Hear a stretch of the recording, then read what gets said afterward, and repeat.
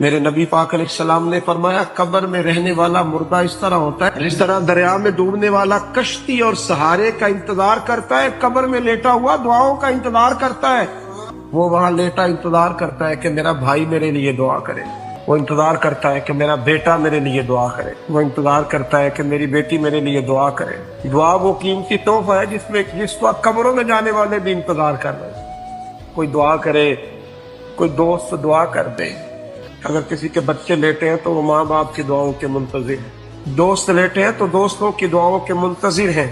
اور میرے نبی کریم علیہ السلام نے فرمایا جب تم دعا کرتے ہو اس طرح دریا میں ڈوبنے والے کے ہاتھ سہارا آئے تو اسے خوشی ہوتی ہے، قبر والے کے پاس دعا پہنچتی ہے تو اسے خوشی ہوتی، ان کے لیے دعائیں کریں۔